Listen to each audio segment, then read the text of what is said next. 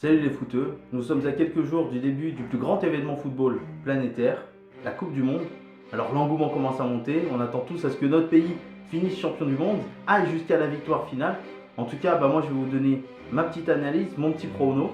Donc entre exaltation et excitation, on va voir 8 vidéos sur 8 jours avec 8 groupes. Bienvenue dans mes pronos Coupe du Monde 2018.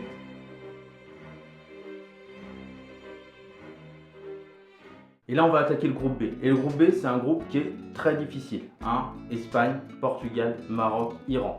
Et là, ça va se déchirer au niveau des envies, parce que vous avez des Espagnols, vous avez les Portugais, vous avez les Marocains. Là, ça se connaît. Là, on va dire non, mais ce sera ça, ce sera ça. Et je sais très bien, dans les commentaires, vous allez certainement ne pas être d'accord avec mes pronostics. Vous allez certainement dire que je suis fou, que je dis n'importe quoi.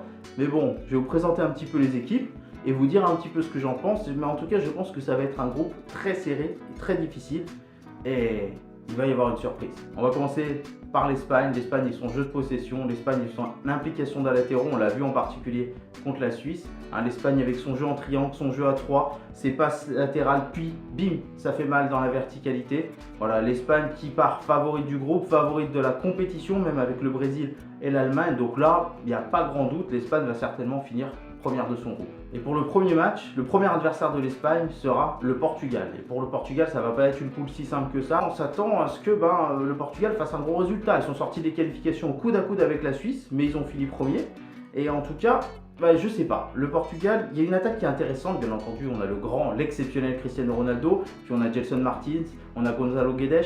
Il y a une défense qui me paraît par moments assez irrégulière, un peu friable, qui se laisse aller. Alors vous avez quelques joueurs qui sont un peu vieillissants, même si Pepe répond toujours au combat, et une relève qui commence à venir petit à petit, mais sera-t-elle à la hauteur de cette Coupe du Monde?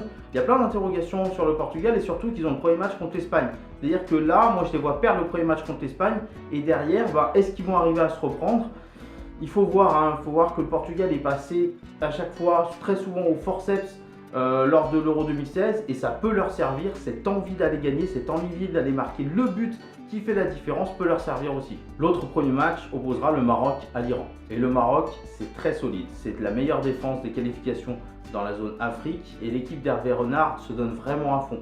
Et en plus, elle a des talents offensifs. Quand je pense à Ziyech, je pense à Harit, à des joueurs comme ça, à Bois-12, vraiment ça peut faire très très mal à tout moment. Et la tour de contrôle, le leader de cette équipe, en tout cas un des leaders, Mehdi Benassia, qui a une très très grosse expérience européenne avec la Juve. Les Lions de l'Atlas ont donc une carte à jouer et ils vont faire partie, je pense, de la lutte pour la deuxième place avec le Portugal et l'Iran. Cette lutte va être très compliquée et ce premier match va être décisif déjà face à l'Iran, parce que si tu sors victorieux, derrière tu peux espérer de grandes choses. Et on va finir avec l'Iran. L'Iran qui est totalement méconnu du grand public, qui a fait des qualifications magnifiques en finissant loin devant, premier, loin devant la Corée du Sud.